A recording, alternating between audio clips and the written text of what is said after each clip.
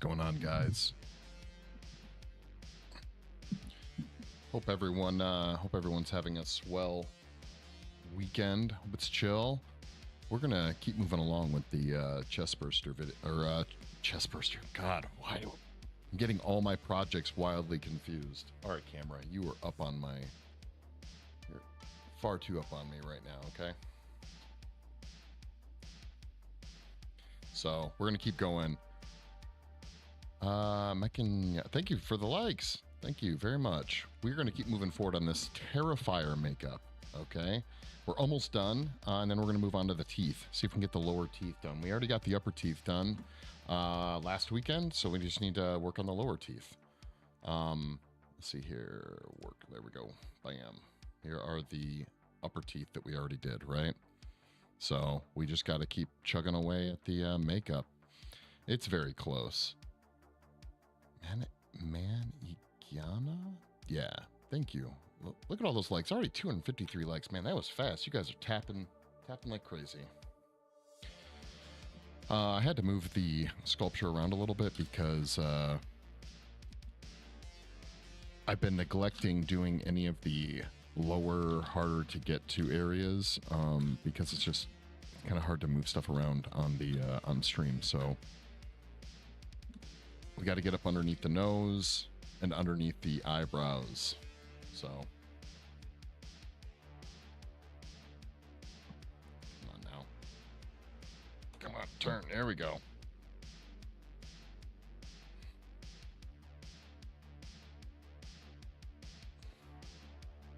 Bingo.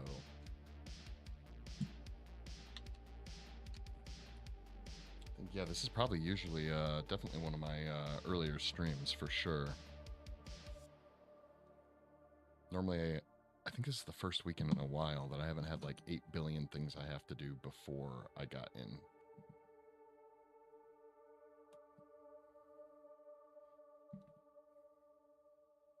Or before I got into the studio, at least, right?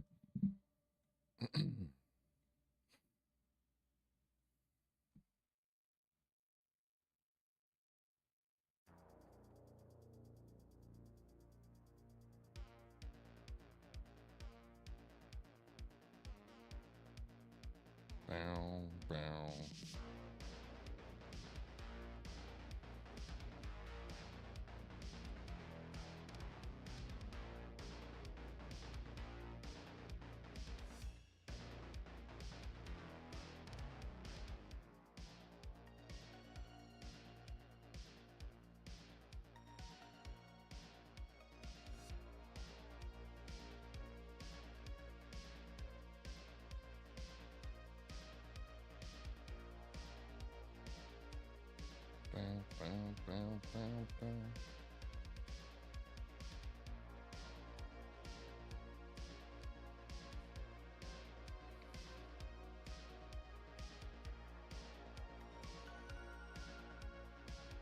Yeah, usually I'm lucky to even get on doing the streaming thing by like 1 o'clock.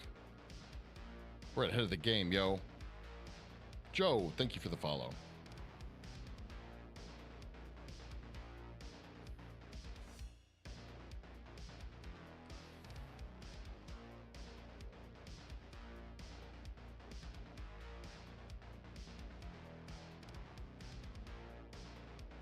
Yeah, his undernose has been wildly neglected, to say the least.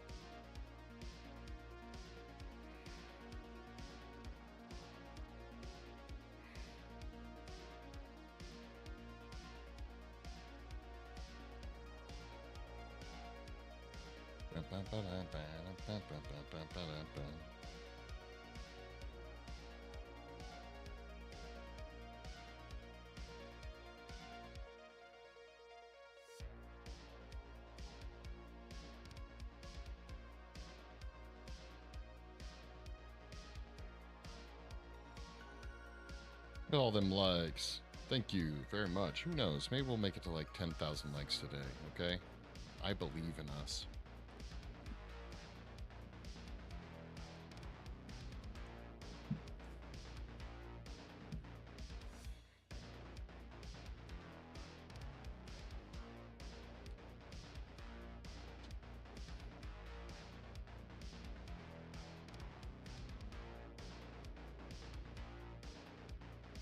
That would be sweet.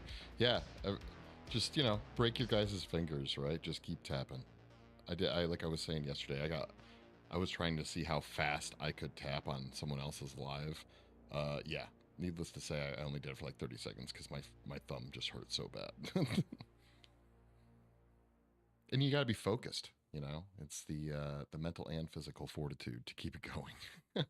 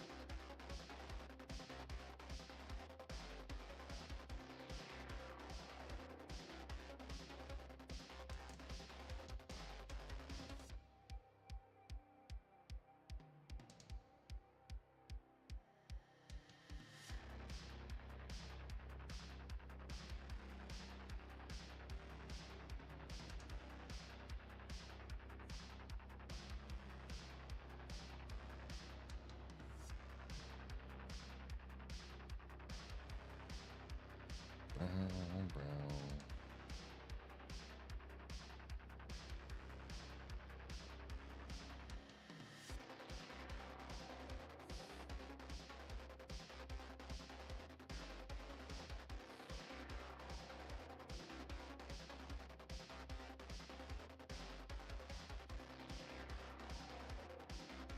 Tia, thank you so much for the follow. Hope your Saturday has started off positively, I guess.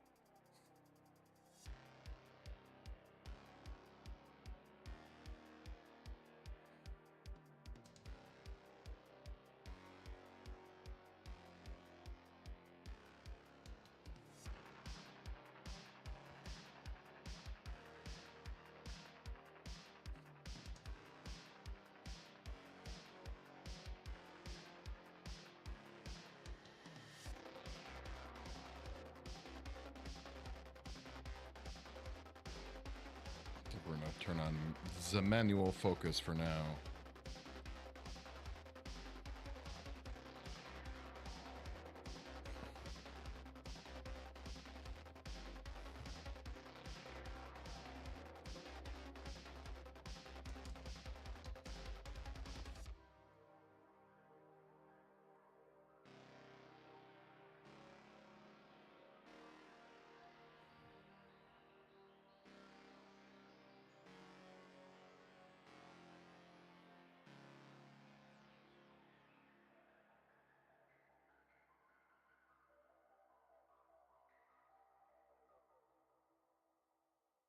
Hit hit that redneck. Thank you for the follow.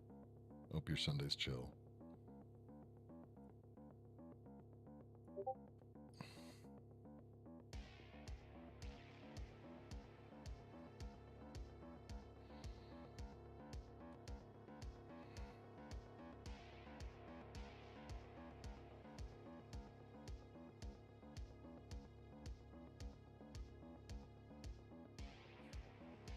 Sunday. I said Sunday, didn't I? It's Saturday. You know, one of those weekend days.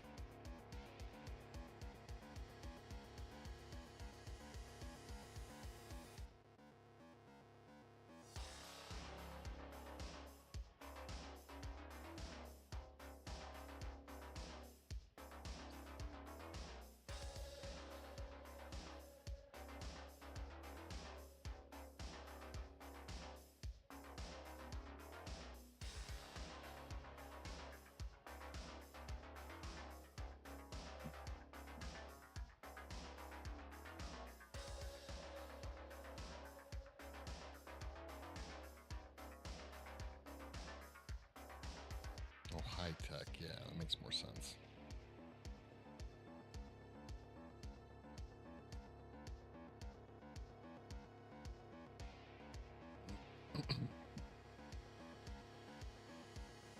Bum, bum, bum, bum, bum.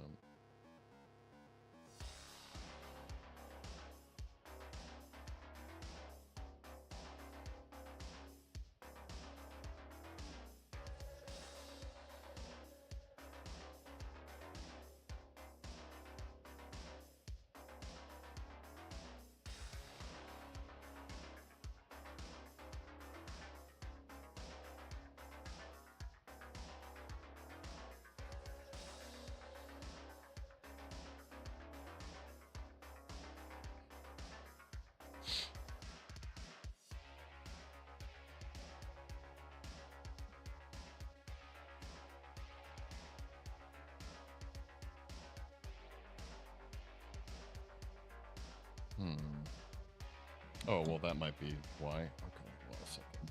Forget that as I move him, my lovely little stands keep moving as well.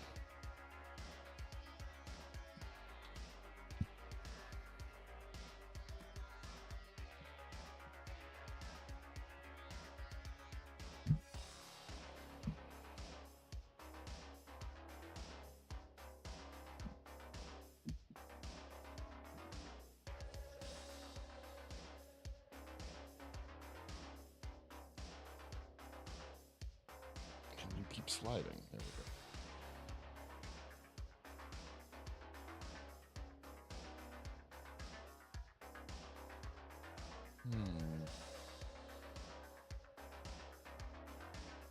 Bum, bum, bum, bum, bum, bum, bum.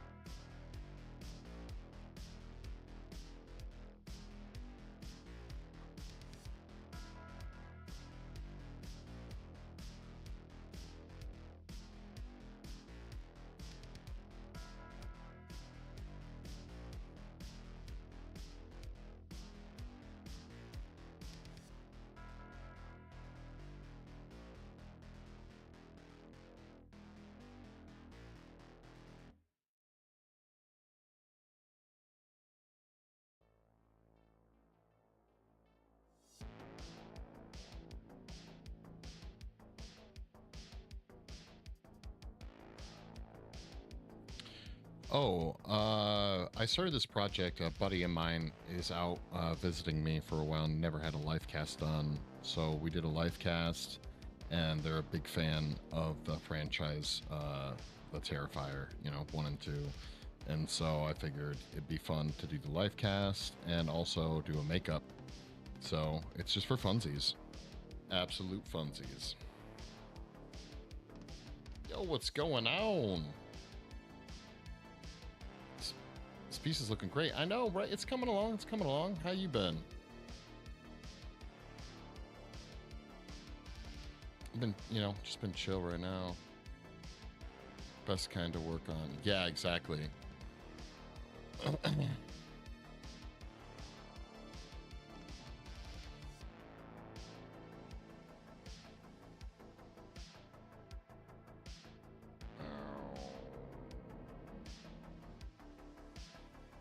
Just a chill, you know, chilling on a lovely Saturday morning.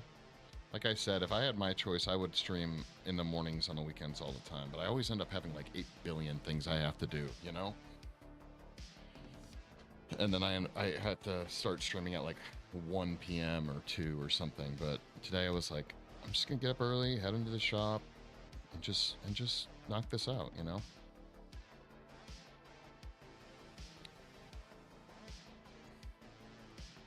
Before the Vegas heat gets to me, you know? I'm definitely struggling in my head about whether or not I want to wade through the insanity at the theaters to go see Oppenheimer, because I really, really want to see it. But it's this first weekend, and I know it's just going to be tons of people at the theaters.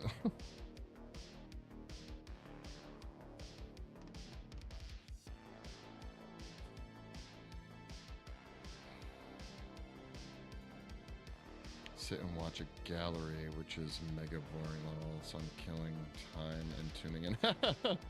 You just have to sit and watch a gallery? Oh yeah, it's crazy hot. Yeah, what are we up to? I think we're at like, excited for a Barbie. Yeah, that's right, Barbieheimer. Yeah, I remember. Yeah, I don't give a shit about Barbie. I mean, I feel like I'll probably end up seeing it at some point, but right now, yeah, nah. But yeah, I think we're supposed to be seeing 115 here in Vegas this weekend. And good morning, Moon Dragon. Good morning. Which is just insane to me that we're gonna, you know, last weekend I think it got to 116. Thank you for the hype, me. But I'm over the. I'm already over summer, and it's not even close to being done.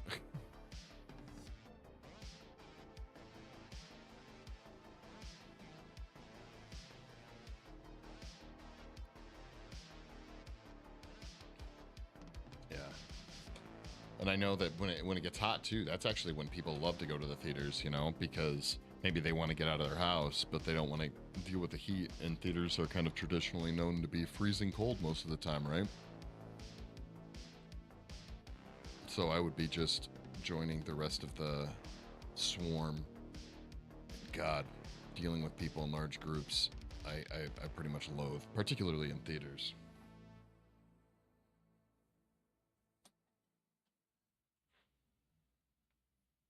What's going on here with this? Come on, turn.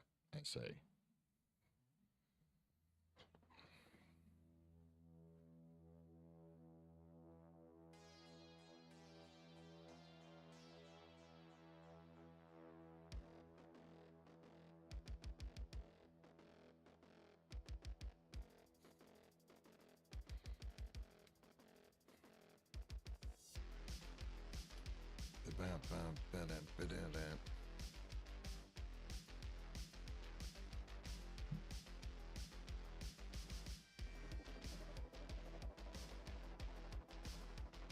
Yeah, I haven't seen either of them personally. Yeah, yeah, I heard Oppenheimer was long. I'm generally I know a lot of people have very mixed emotions about Christopher Nolan. I generally like his films, even dating back to the Batman flicks.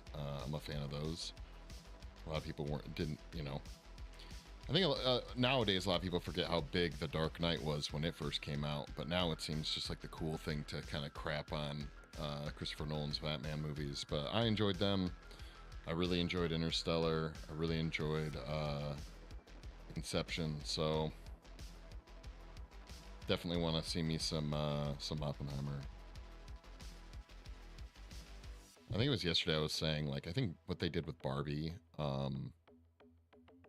is actually a pretty cool idea, and that I had wished that that's the route they had gone with, like, the G.I. Joe movie franchise. I know it sounds weird, but, like, kind of recognizing the toy aspect somehow. I mean, admittedly, we already had Small Soldiers, which was kind of like G.I. Joe's, right? Sort of. But I think that would have been a lot of fun.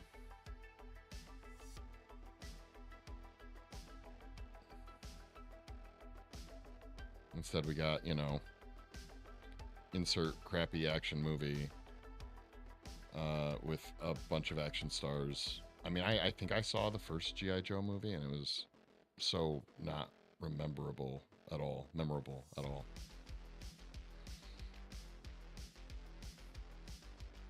Have I ever done voiceovers? No. I mean, I've done my own voiceover stuff, but that's it.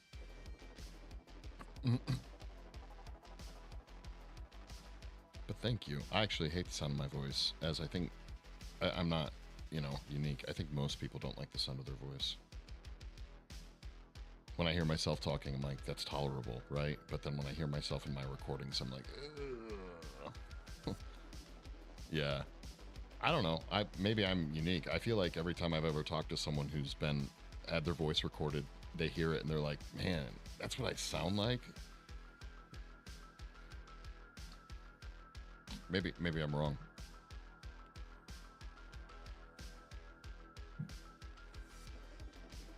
Since I've been streaming for so long and making like videos and content and stuff, I've gotten used to it, having to tolerate it while doing like video edits and stuff, right? But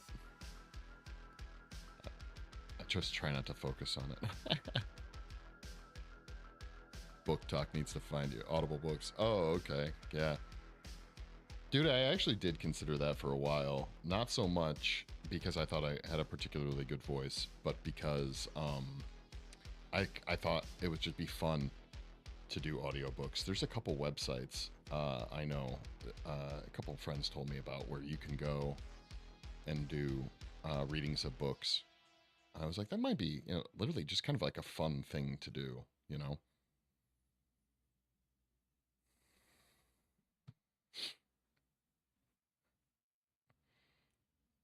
I also think it would take me way too long to do it. I think it's designed as kind of a gig work for people, right? But for me, because I'd be doing it just for funsies, I'd probably get into it way too much. Doing like voices for all the characters and stuff,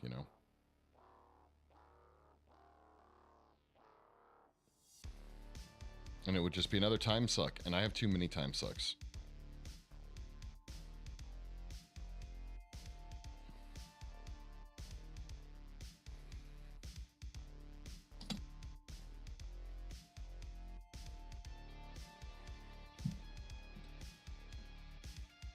This is this song by the White Bat Audio that has this, I don't know if you guys can hear it, depending on how loud or quiet the music is, but there's that like little guitar riff in the background that super gives me, and I'm not even the biggest fan, but like super gives me like Wonder Woman vibes every time she shows up in one of the movies.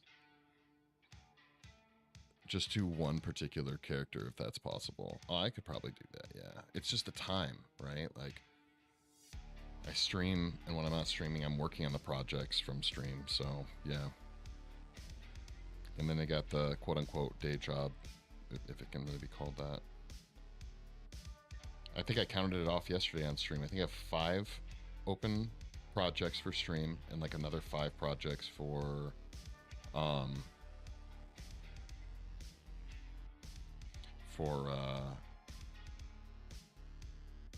like work. The raspy alpha werewolf. Yeah. Hell yeah.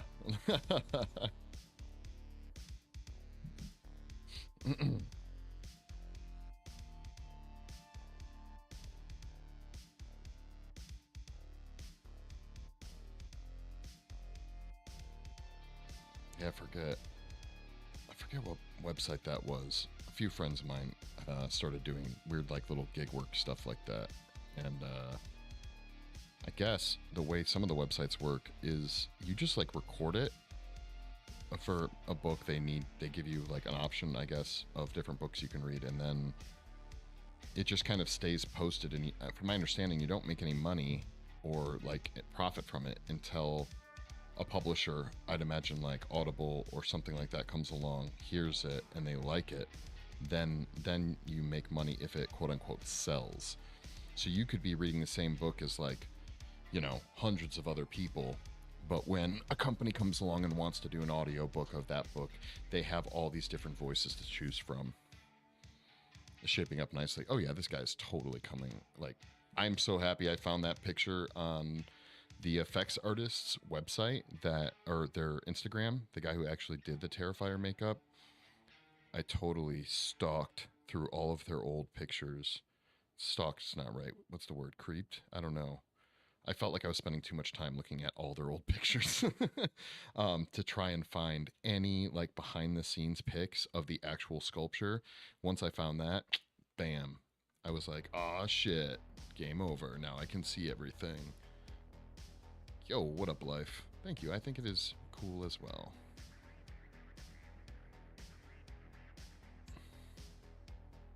I'm gonna have to send that guy a thank you at some point. I always feel a little weird, you know, riffing on other people's work. That's why when like the Armsy's done, I'm gonna be sending like a video and maybe even a copy of it to End Night, whether or not they ever say anything. At least I'll have done my part, been like, hey, thanks for making cool shit that inspired me, you know?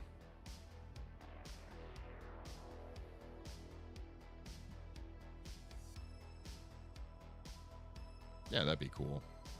I need to find, actually I had a couple friends that were doing, cartoons back in the day.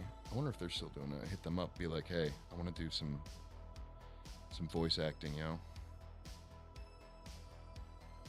You know, really live for those moments where you get the chance to be like, in a world.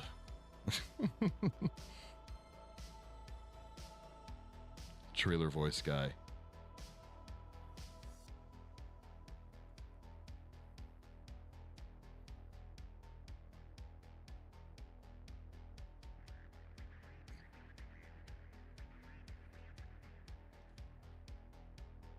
Hands are voice too. Yeah, gotcha. Exactly right.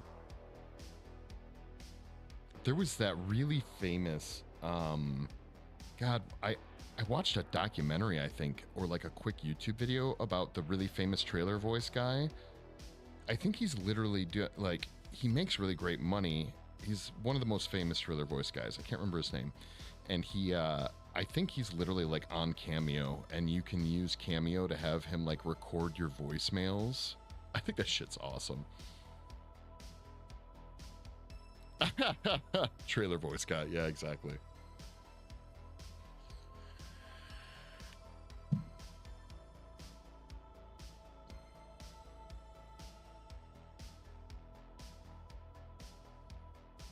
Yeah, he was old. Now I feel like there's obviously many different trailer voice guys, but I feel like for a long time it was like one dude that was getting all the work. He monopolized not the industry per se, but that thing. Oh, now I'm really curious. I'm gonna have to look some stuff up later, go down the rabbit hole and be like, you know, when did trailer, like that type of trailer voice come into play? I want to say it would have been what, the 80s maybe, when that really kind of like, I don't want to say cheesy, but let's be real, it is pretty cheesy, the trailer voice guy thing. I'm gonna guess the 80s, but it might have been as early as the 70s, you know. Oh no, we are one way or the other. This sculpture is done today, one way or the other. That's happening. I was really hoping to, by the end of stream, to move on to the bottom set of teeth. So we did the top set. We're good there, right? So the top is done, all wax, right? And then I was hoping to finish this up. We're just doing some final touches before we go through, do a quick alcohol wipe down, and then do the texturing, which is really generic.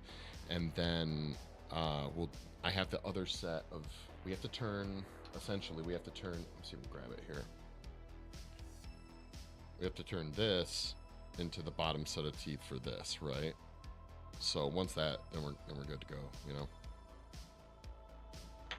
And this took all weekend last weekend. If you guys hung out, you might have seen us working on this. It is tedious, but you know, essentially, nice, fun, wax disposable teeth. Not permanent, would not suggest it.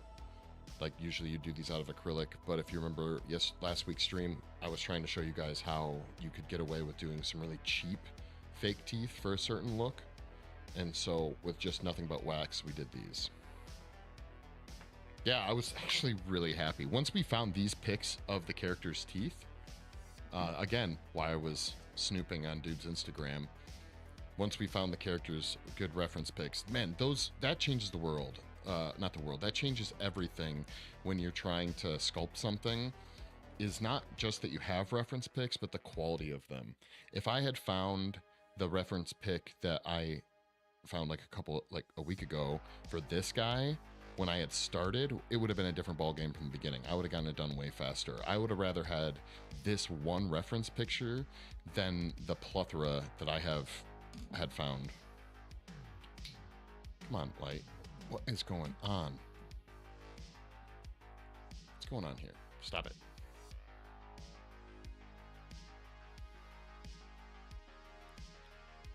Yo, the hugs. Cool to see how the progress went. Yeah, it's really coming along. I'm super happy with it, honestly.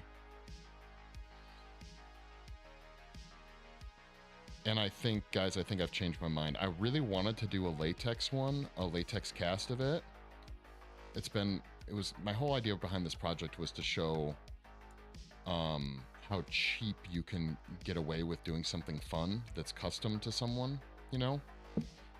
If you were doing this all yourself with the materials that I've done it with, the whole look would have been under probably $100, right? The whole look.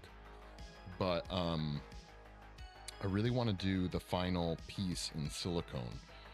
So that is where it's going to deviate from like, hey, inexpensive, fun little thing to do, to a little bit more pricey. But before I do it in silicone, I will make, or I should say after, because you don't want to do latex and silicone. But after I cast a good piece out of it that's silicone, I will do a latex cast and then show you guys what you could do with latex instead of only doing silicone. We'll pop back later. Got to go do some housework. Yeah, for sure. Thanks for hanging out. Really appreciate it. And then something crude. Thank you for the follow. I think next week or in a week or two, I'm going to try and go get my eyes checked, guys. I think we need some glasses. I think the time has come. I've been avoiding it for a while, but no longer. Can't do it.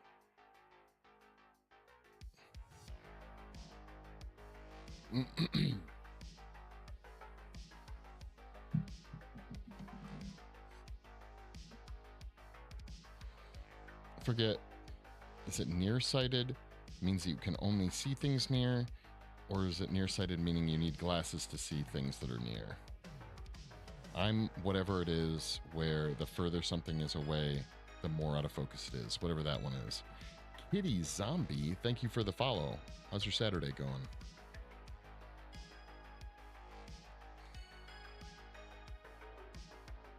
I like kitties. I like zombies. It's a win.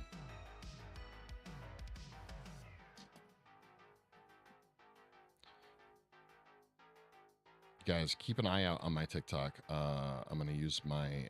We have two different pugs, Lana and Archer, and there's this. I mentioned it last night, but today on the way home, I'm gonna remember to do this. I'm gonna go pick up some flour because there's this trend inspired by Lord of the Rings, where you dip your hand in white powder and then you leave like the mark of, is it Saruman or whatever, on their face, and it's gonna be hilarious because I have such huge hands.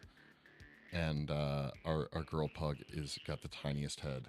And when I post this TikTok, it's gonna be freaking adorable and funny because her head is so tiny that just my palm literally covers her face. Very well, amazing work. Thank you. Yeah, it's getting there, right?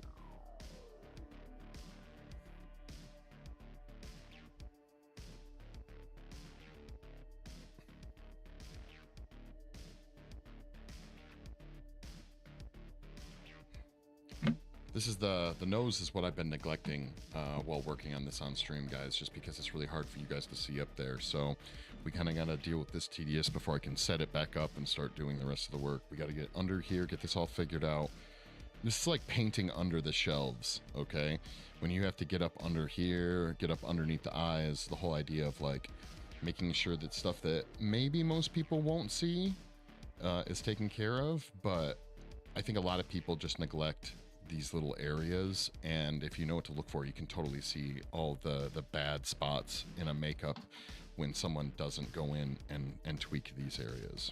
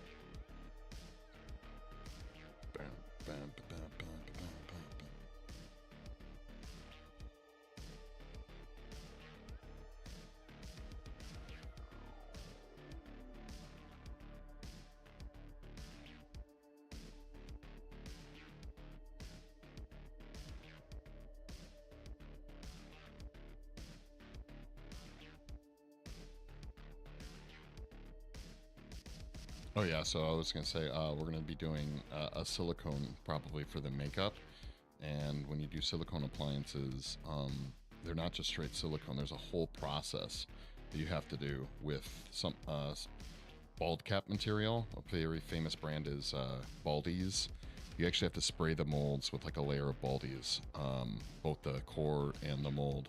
Then you can essentially put your silicone in there. So essentially what you end up with is like a silicone encapsulated piece. And the reason you have to do that is that the seams or the edges where the makeup meets the actual skin, you want to be able to blend those. And silicone is really difficult to blend when it's pure by itself, but an encapsulated piece, the Baldies, will be a very thin layer right here that you can literally melt away with a small paintbrush and acetone or alcohol, so you can get like a perfect blend to the skin.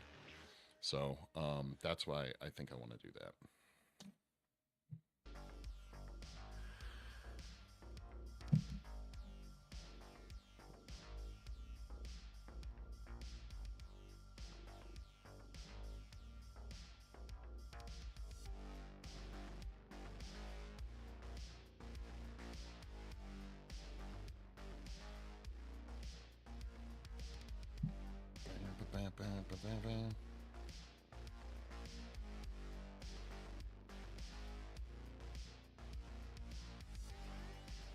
So yeah, we'll still make a latex one, and I'll show you guys like what you can do with the latex one. But the final one that we'll do the stream of, where I actually apply the makeup to my buddy, it'll be silicone.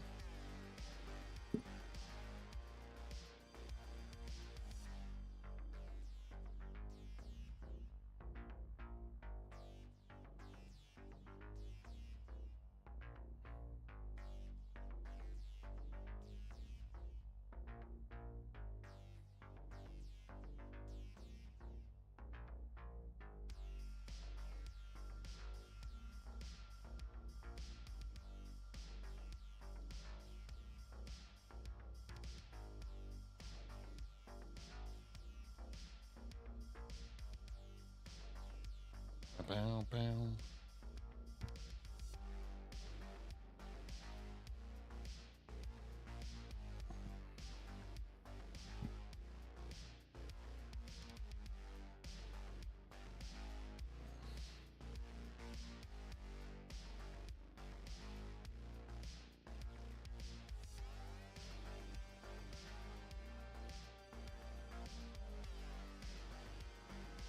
Bow, bow, bow, bow, bow, bow, bow, bow, bow.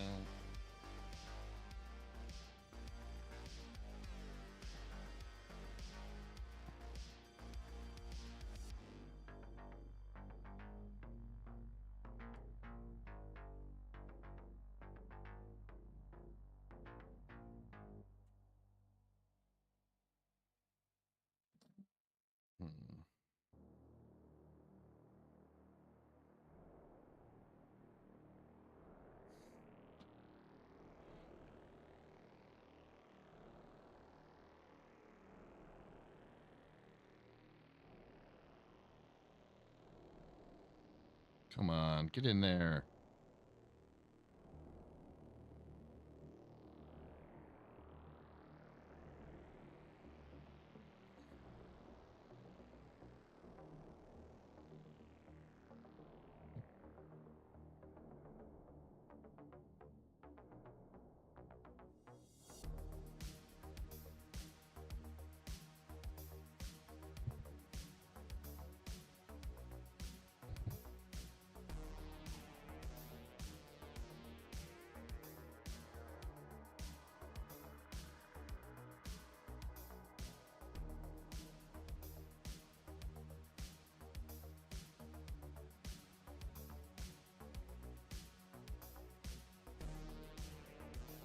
Yeah, the only thing I'm trying to think if I'll do this on stream. I know the sculpt is going to be done today for sure, but I don't know if I want to stream. Maybe I should, so you guys can kind of see how to do it. The mold making process.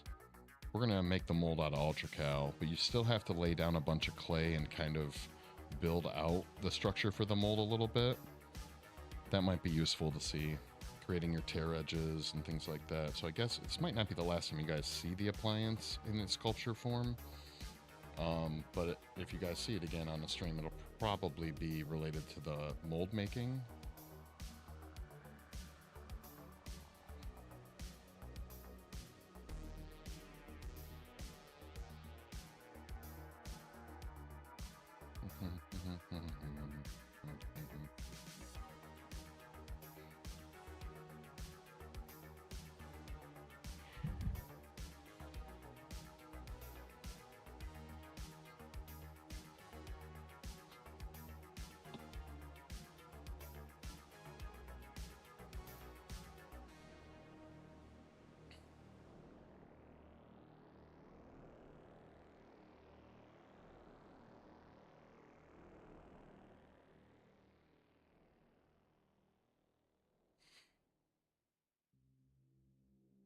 Thinking about my septum. I'm like, how does that feel like? What does that look like? Fortunately, again, the pictures I do have don't really show what the septum is doing down there. Again, his nose is so big, you probably wouldn't really ever, even in the movies, I'm not sure if you ever see him from much of a upward angle.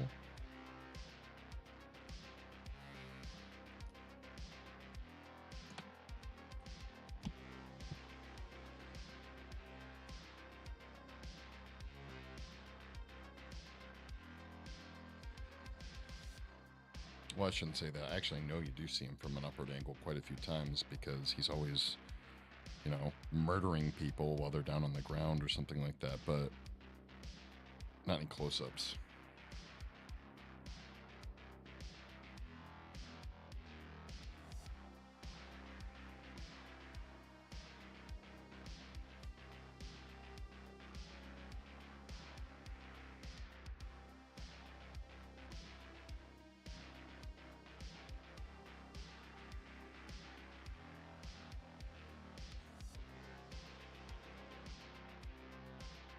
JJ, thank you for the follow. Hope your Saturday is going well.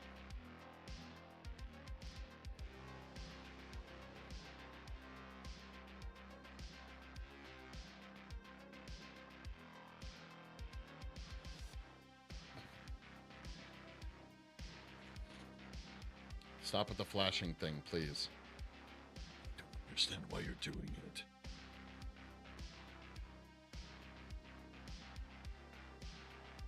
Dude from Philadelphia, nice. What is that? It's an appliance I'm sculpting based upon the slasher character from the Terrifier franchise. There's like 2 movies. Not the biggest fan myself, but buddy of mine is, and so we life casted them, and we're sculpting it. They're big into the clowns and the slasher stuff. I used to be really big into it, not so much anymore.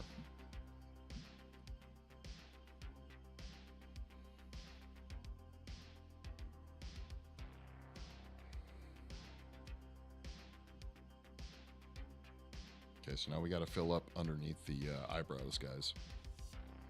An actor at a haunted hayride in PA. Nice. I spent quite a bit of time in PA in college. I should say that my college was in Pennsylvania, south of Pittsburgh. Never spent any time in Philadelphia, though. Wait, did we? No. We drove through Philadelphia one time, I think like on the way to Jersey. It's called Shocktoberfest. That's actually... I love that. Yeah, I know. I had a lot of friends that were in the that still are in the haunted house, haunted hayride, haunted maze, that kind of thing. I never was a big fan of the whole haunt work. It's a lot of work. It is a ton of work. It's some life and dedication. Dr. Chainsaw, nice. Macy, thank you. Thank you so much for the follow. I'm assuming you wield a chainsaw.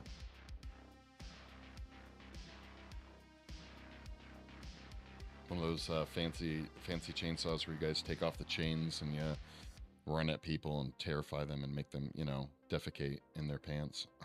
I've been to a lot of haunts. I always I heavily respect the work that goes into the haunts. It's actually kind of a bummer. Because only, with the exception to a couple of times at Halloween Horror Nights where I paid like a crap ton of money for some like the high-end tickets where we got to go through the haunts with the lights on and no actors. Outside of that, the only reason I really go to haunts is to look at all the cool shit. And the problem is I'm also a scaredy cat and I hate being scared. So it's like, hey, I was just trying to look at this thing. You didn't have to give me a heart attack, okay? I was just admiring this wonderful wall of skulls. Yes, it shoots sparks and fire. Nice. Yeah, I know there's those guys that do the what's it called? The spark sliders too, like with the, is it flint? Is it flint that's on your hands, like when they slide across the concrete and shit like that, you know?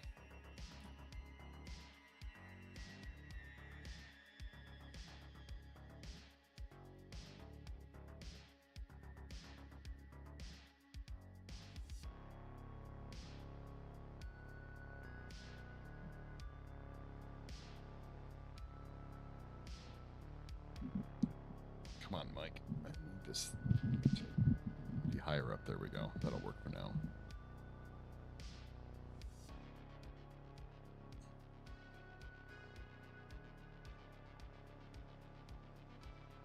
Yeah, the haunt world is people that work on haunts are some truly dedicated individuals, to say the least. Actually, a regular viewer of mine that I've gamed with a few times. They do haunts in Kentucky, I think. I bet you they're, if they said Nico's their name.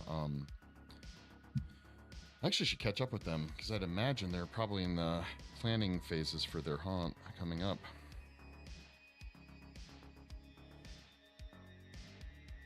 Yeah, exactly. Yeah, that's me. I'm a big dude too, like 6'5", big old beard, and buddies of mine that do haunts. I don't know how true this is for everyone, but I feel like they said that the bigger the dude, like the more like brawly and dudely looking a dude is, they will go after them more because it's more of a challenge usually, and to see like a dude like that just like freak out is hilarious. And so I swear I'm always targeted all the time when I go through haunts. This is why I do it. I don't do it anymore. Been punched and I've almost been punched. I've heard, oh yeah, people get punched all the time. From my understanding, that's pretty regular. I guess it would depend on where the haunt is too, like obviously, and how busy of a night it is, how drunk the people are. That was always something that I heard people complain about, is when you get like the drunk people coming through and shit.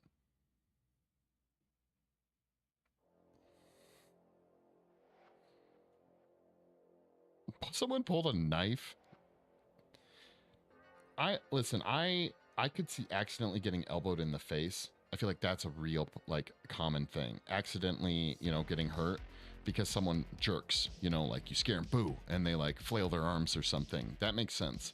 But you're literally paying for an experience to be scared. I feel like even the concept of like that your knee-jerk reaction is to pull a knife. It's like, what did you freaking think was going to happen when you went into this haunt? Maybe you should leave your knife at home, Maybe just an idea? Just an idea. What the fuck do I know? Damn, sorry.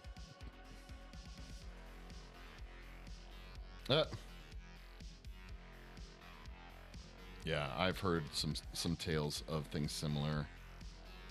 Dudes getting I hate to be cliche about it, but dudes getting like too protective over their significant others and just like acting a fool and being like, oh, blah, you scared my girl, blah blah blah, and then it's like, dude, why'd you even come?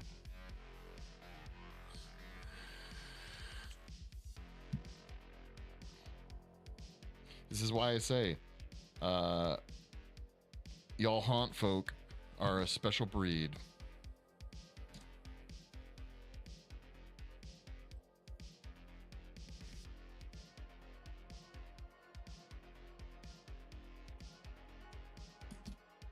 Ba-da-bam-bam-bam-bam-bam.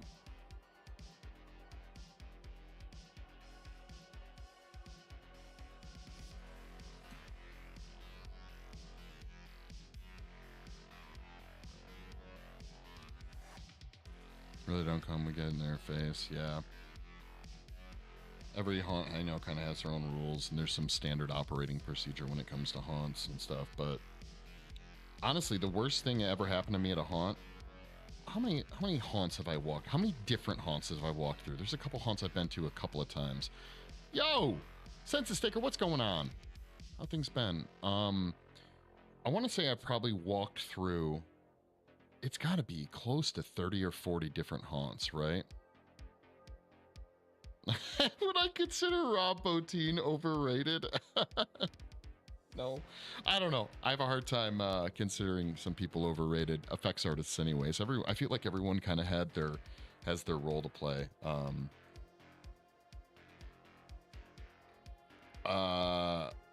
I have a hot take. Okay, I would consider, not for the time, meaning at the time, definitely not. But nowadays, I think I would pretty much consider everything Dick Smith did to be overrated, mainly because there's a lot of stuff that Dick Smith did that is no longer relevant or applicable. Yes, they were like the genesis for certain things, but I think hearing personal stories from people I know that met Dick Smith, I don't have any issue saying that I feel like Dick Smith is overrated. Just got back from market. I run a booth every Saturday. Nice. How long have you been doing that? Running the booths and stuff? I think I missed some comments calling the wagon. Yeah. But no, any team. No, probably not. I don't think I would. Since Mother Day when it opened. Oh, just this year? Okay. Growing up, I did the art booth racket with my pops. Every summer for like 4 years, we would line up shows all across the state and travel around doing the art booth. That's how I made my money as like a kid, was just selling my art. When I was like 12, 13, 14, 15, I think. And I don't know if I would ever do it again. I really hated the art show racket. Yeah, exactly. That's kind of my thing, is the work on the thing is amazing.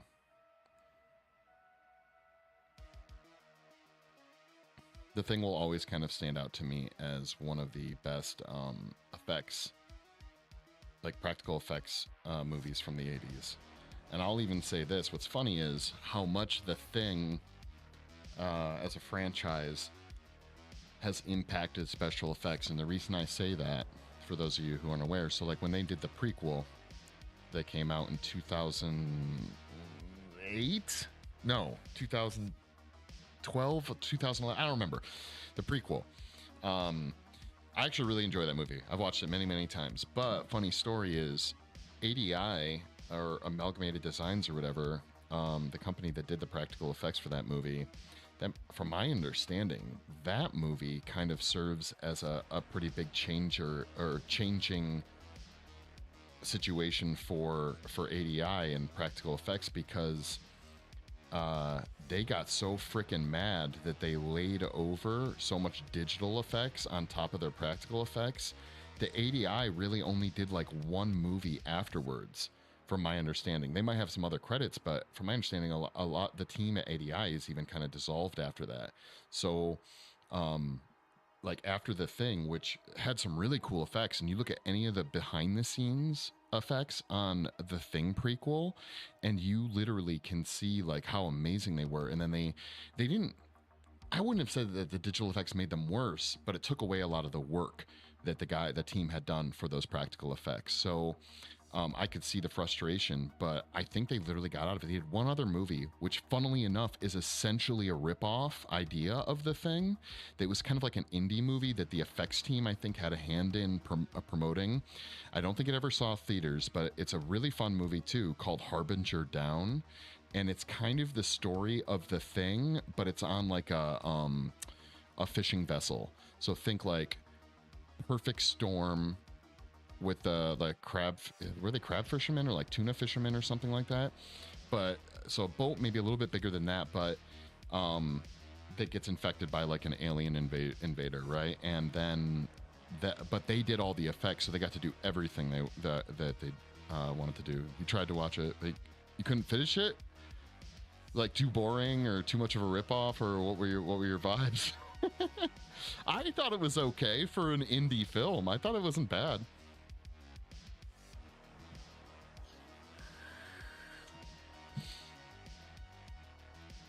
But it is like a literal, it was okay.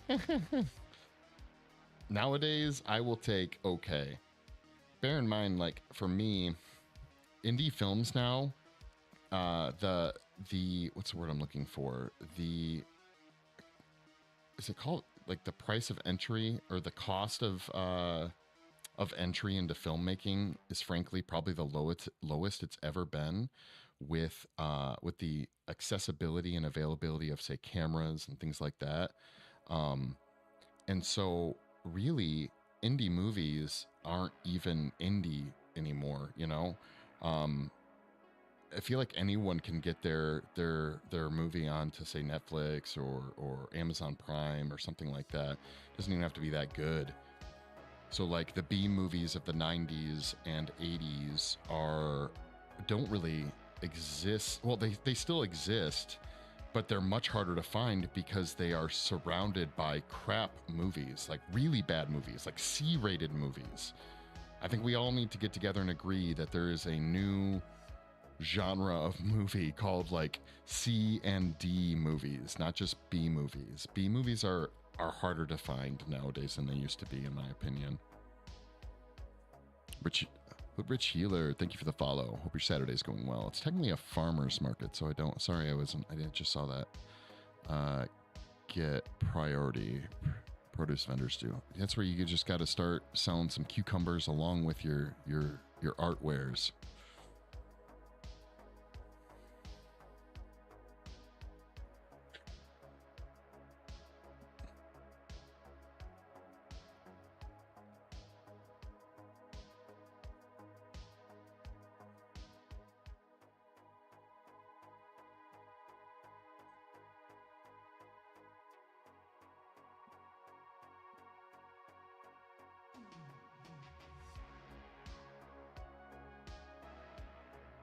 The Wolf of Snow Howl.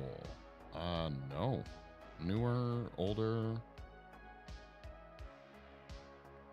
I mean, I'm not gonna lie. Wolf movies, like werewolf movies and shit like that. I'm pretty picky about my werewolves. I think my favorite werewolf movie of all time would have to be probably Dog Soldiers. Close second would be the scene with the werewolves from Trick or Treat. And then it was released in 2020. It's not bad. The wolf looked great. Okay, I'll check it out. And then let's see. There's another werewolf movie that came out or had a werewolf in it that came out. Was it a werewolf? What was that? Oh, I swear it came out last year. I can't remember what it's called. Maybe it wasn't werewolves. I don't know. Now my brain is fried. I don't remember. What about The Howling? Nah. They talk about something I think is overrated. And thank you for the follow. Dio, thank you so much. I would pick. All right, here's the thing. Howling is okay, and I appreciate it, but I've only watched it like twice, maybe. And then another one I think is wildly. You want to talk about overrated as a movie? American Werewolf in London. Sorry, I think American Werewolf in London is overrated. Outside of a couple of scenes, it's pretty much overrated. Dio, not much. What's going on with you? Again, these movies I can have an appreciation for like what they might have done for a genre or something, but that's kind of where it ends. Ooh, Silver Bullet. Maybe I haven't seen that one. It sounds familiar, but I don't think I have. Is this an 80s flick? It sounds familiar, but I don't think I've seen it. Unless it was one of those like movies that I was shown as a kid and just don't remember.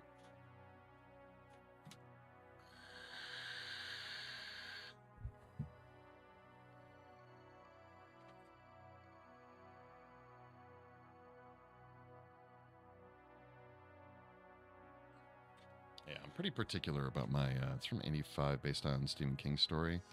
Oh yeah, I've never read it. Maybe that's why it sounds familiar though. Bam, Dio the drummer, thank you for the follow. Dude, all over the place following. Thank you.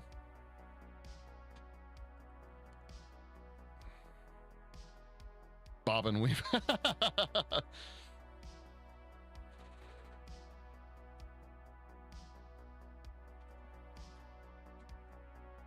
Okay, Prolapse. Then what is your favorite? What's your favorite? Or anyone, guys, what's your favorite werewolf movie? Hands down. We've talked about a few of them. Either favorite werewolf movie or favorite werewolf that has been represented. Because like I said, second place for me is honestly the werewolf scene from Trick or Treat. I really liked that. I thought that was really well done. I liked the design. But it's not a whole movie, right? I think even the werewolf wasn't bad from the crappy Van Helsing movie with Hugh Jackman. That was okay. But the movie was so terrible, I wouldn't suggest watching the whole movie just to see a couple of werewolf scenes.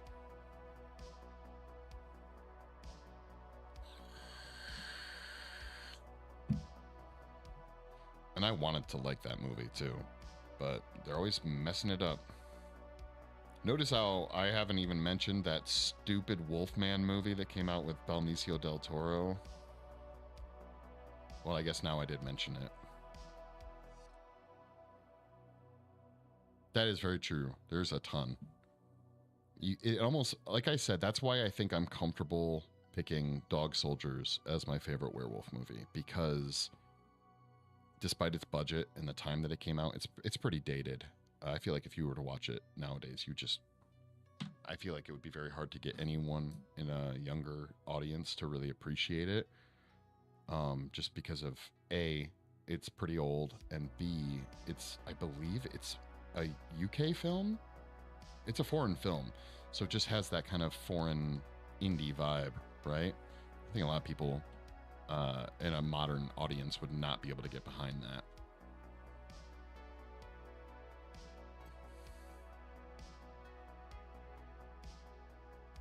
I think so, yeah. I want to say, yeah. A really simple story. You know, they get trapped in a cabin in a cabin in the woods, essentially. I forget how they I think they're on a training op or something, and in the middle, like they get dropped in the middle of the forest as part of their training op for the military, and then they end up in a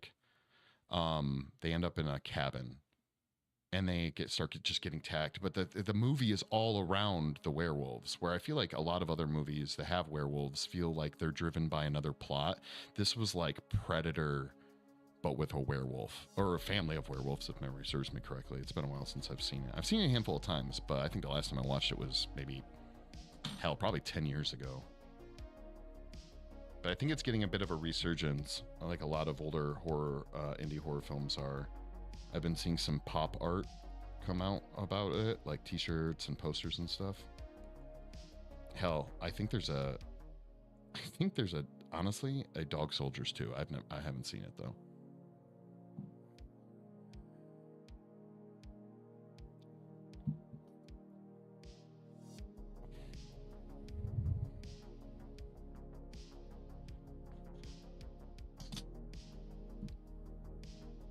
Or yeah. But I was always a fan of the idea of werewolves over some of the other things like vampires and whatnot.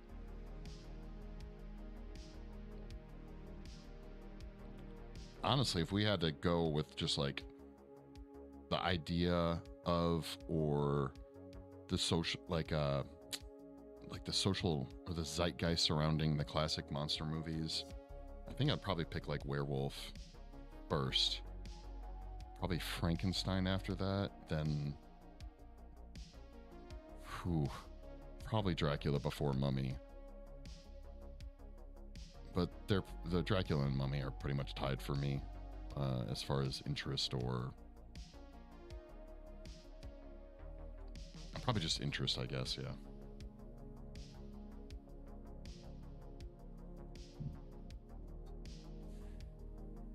Oh, actually, no, it would take the win. I totally forgot. Creature from the Black Lagoon. That would be before werewolves. The idea of like the creepy fish man definitely wins out.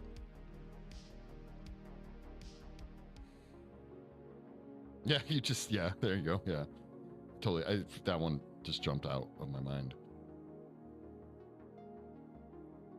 You know, because think about it, they've revamped so many of the classic Universal monsters. Where is the closest thing I can think of is the Monster Squad kind of revamped the creature as one of the characters. Actually, the Monster Squad's Wolfman was pretty dope, but I think when talking about monster design and creature design, you kind of have to differentiate between a werewolf per se and an actual Wolfman character, right? But Monster Squad did good. Stan Winston's concept designs and execution was really cool, pretty much on all the characters.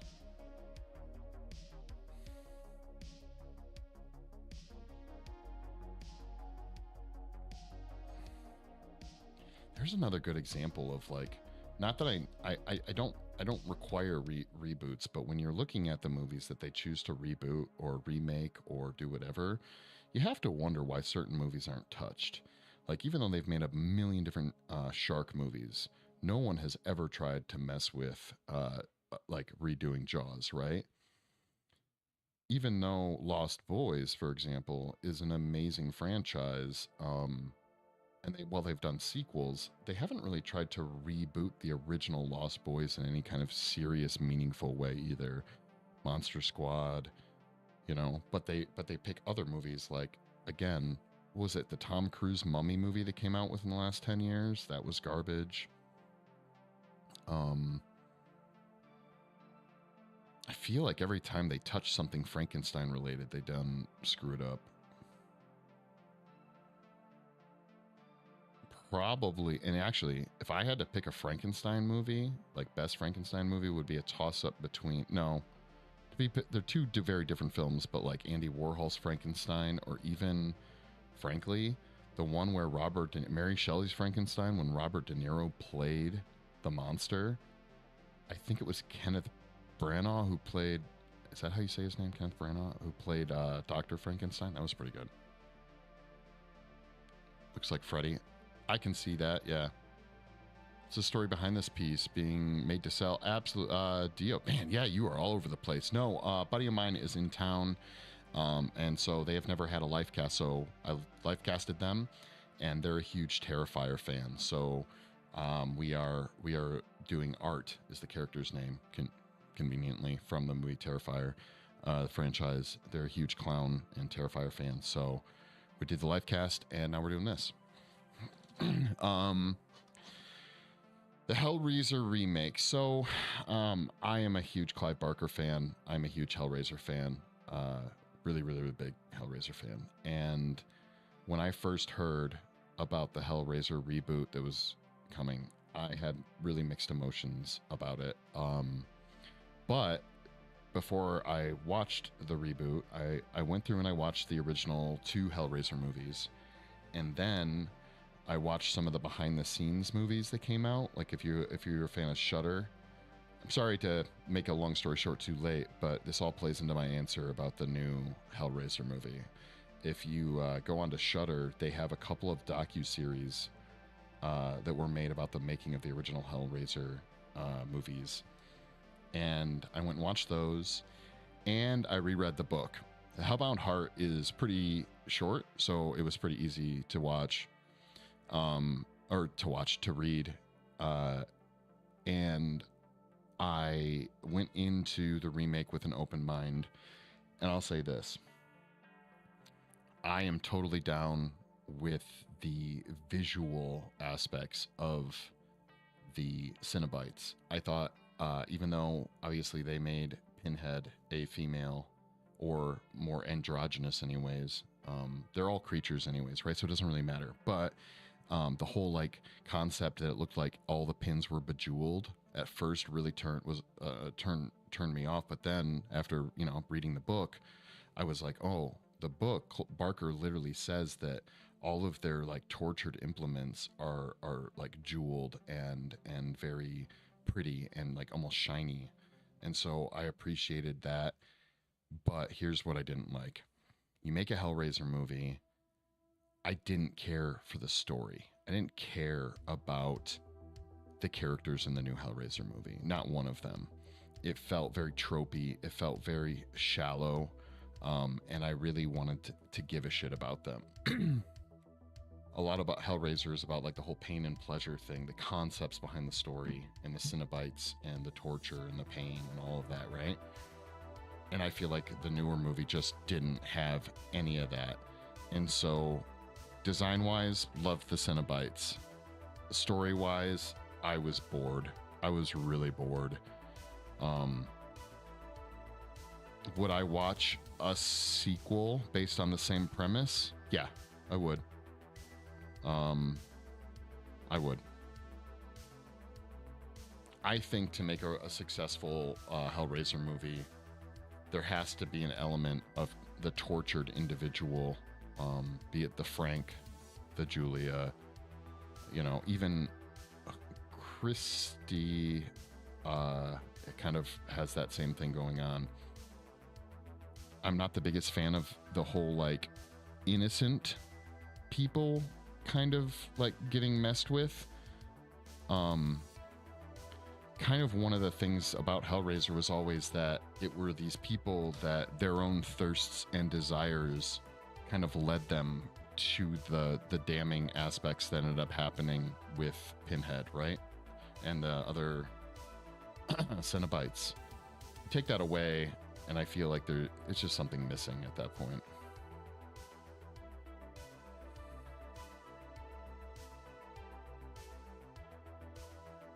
I don't know that I would watch it again either, you know. I was really impressed with the first Hellraiser horror with a well-drawn drama. Yeah. Clive Barker's stuff is really great to read. And outside of maybe the first and or second Hellraiser, I've never been a fan of his other film adaptations. But yeah, Books of Blood, Midnight Meat Train, Rawhead Rex, is it Lord of Illusions?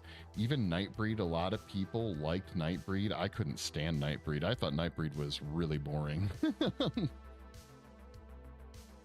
And cheesy. I thought it was very, again, that weird like British movie vibe, where even Hellraiser was the kind of had the, or supposed to have, or should have had a bit of the British movie vibe. And while it did at certain parts, it was able to escape the dryness of a lot of British filmmaking.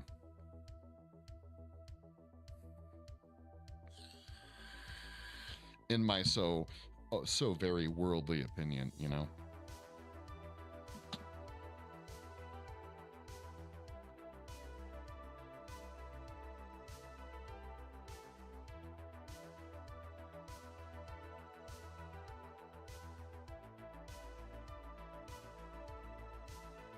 I always like to user many numbers. Thank you for the follow. Yeah, Nightbreed, I just never could get behind it. I'd never read Nightbreed. I think that's part of it. I had read most of the Books of Blood stories. Did he do a Books of Blood too? I feel like he did.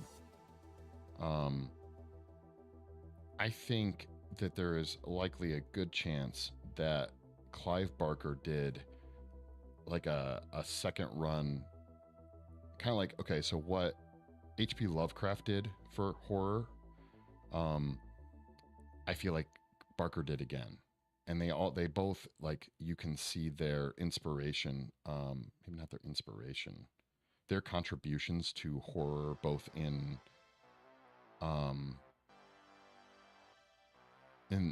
fiction, film, and books.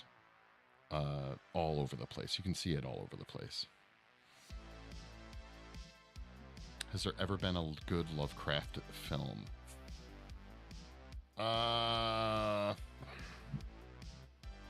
There are some better than others. I'm thinking first, my head goes to Reanimator. Even Reanimator 2. Again, they're kind of silly, but they're probably the better ones. I can think of Lovecraftian inspired films that the one immediately comes to mind that I think did well was, or not did well, it actually, from my understanding, did very poorly, but that was good, was the movie Underwater that came out, what was it, like a few years ago with Kristen Stewart. At first glance, I don't think most people realize that it is a Lovecraftian movie. But I think there is likely more video games that have done more for like appreciation of Lovecraft stuff than movies. Even like the Borderlands kind of add-on. Is it called like Love, Death, and Tentacles? Like that was good. There's been a handful of other Lovecraft video games that I feel like have done pretty well, right? Eerie, I can't say that name. Thank you for the follow. Hope your Saturday is going good.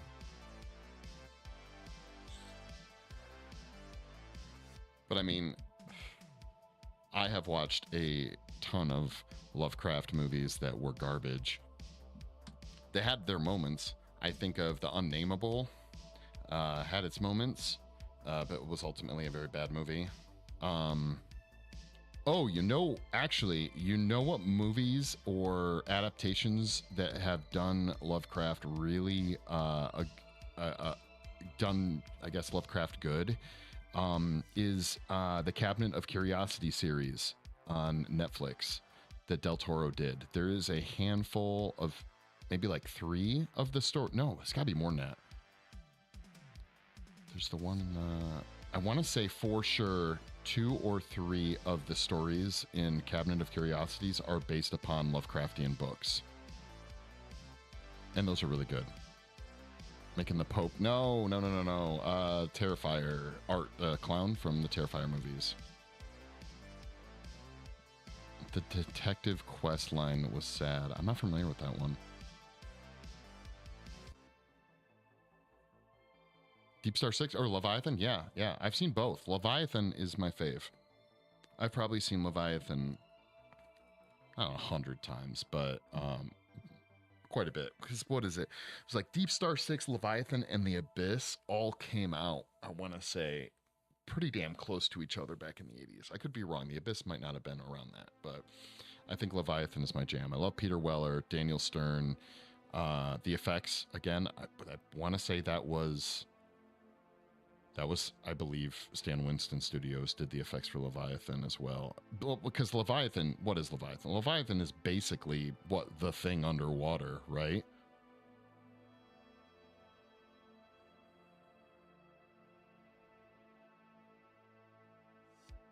He had you investigate his daughter. That's right. Okay, yeah.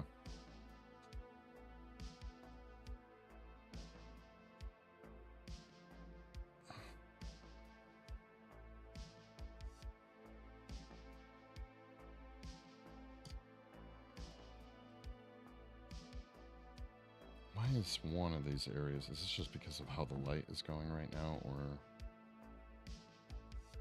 All right, we need to fill that in. A little too much of a undercut going on there. But yeah,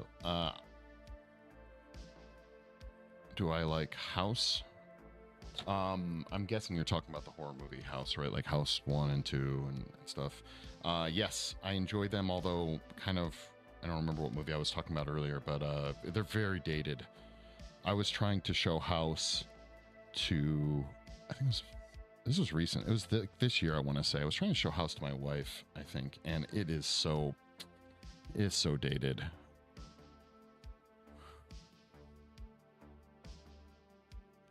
I know I've seen House 2, but I'm pretty sure I only saw it like once, and I don't really remember anything about it.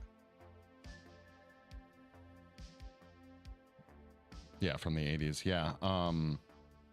There's some really fun effects, like his buddy who's the army, but his buddy from the military. That whole, like, his whole makeup effects were a lot of fun. The creepy, I can't remember, is it supposed to be like a demon version of his wife or something like that, who's like that chubby monster with the big teeth or whatever in the 80s hairdo?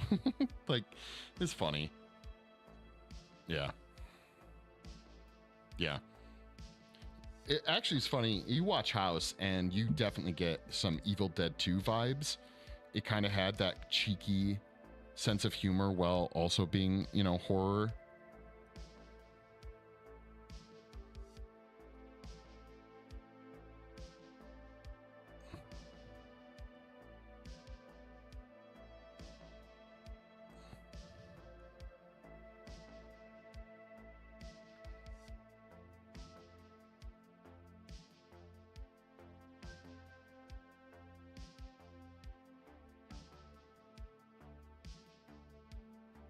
Scared. Good. That's what we're going for. But yeah, no, I enjoyed House, and I think other 80s movies are up there for me. I mean, I'm Aliens and Predator all the way. Those are my, like, by far my favorite movies.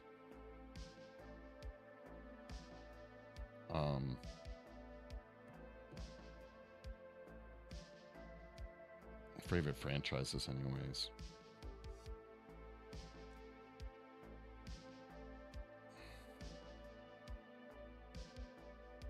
It's really sad because I feel like the further you get away from some of these movies in our timeline, you know, from the 80s, it's actually it is kind of sad to see how much some of them don't survive. Like, I think Poltergeist is probably one of the scariest movies I ever remember seeing as a kid.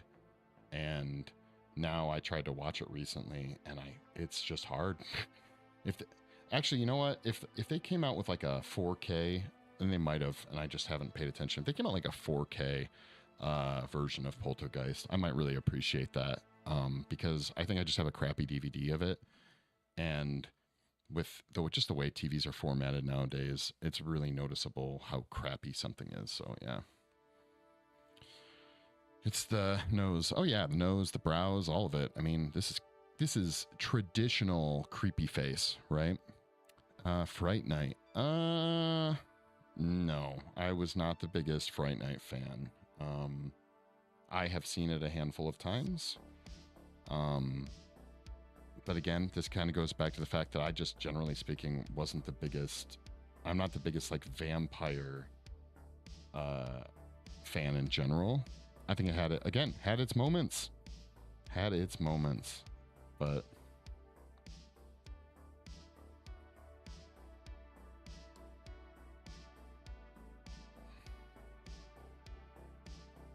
okay, I think almost good to tip it back up.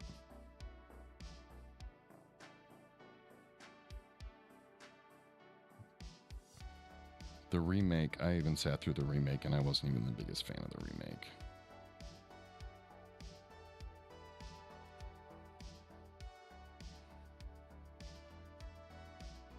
Videodrome, actually one of my employees worked on Videodrome back in the day. I like Videodrome. That was Cronenberg, right? I liked Videodrome. I like most Cronenberg films. Not always, because I think they're particularly like well made. I like basically the distance between Cronenberg films when he makes them is perfect, because by the time the new one comes out, I'm already in the mood to watch said movie. I'm in the mood to watch a weird, crazy movie. I like Videodrome, yeah. Was the movie of movies, yeah, it's true. The new Flash, yeah. Have you seen any of his newer movies? Like, is it the one I watched this year, Future Crimes? Or his son is now making movies. So there's some weird ones called The Possessor. Very, very much taking after his father's footsteps. Footsteps.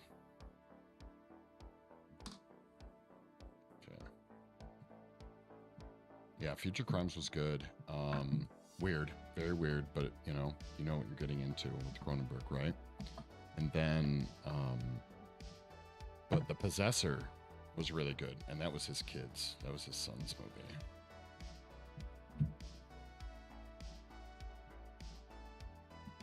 Okay, we're making some changes here, guys.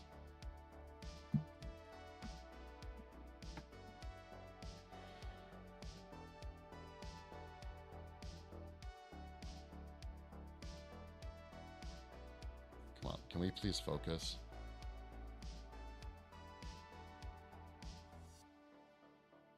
There we go. Is this light? Is it this light that's messing with me? It literally be that light that's messing with me. Clowns always scary. See, yeah, that's where I'm gonna be different. Clowns don't bug me. I'm okay with with clowns. But I know a lot of people that do get freaked out by clowns. All right, hold on a second, guys. Oh, so there you go. There's the sculpt as of now. So both for TikTok and everyone else, I'm actually bouncing off to take a break. I'm going to be back. Yeah. Ooh, Killer Clowns. Very good. I'll be back in probably like 30 minutes to an hour. We're going to keep moving on this, but I'm going to jump off for a little bit. We've basically been live for an hour and a half, and then we'll do a big push. So thanks so much for hanging out, TikTok. I'm going to let you guys go first. So I'll be back in like an hour and a half. You can check out the other videos and streams and stuff like that on YouTube, Kick, and Twitch. See you later, TikTok.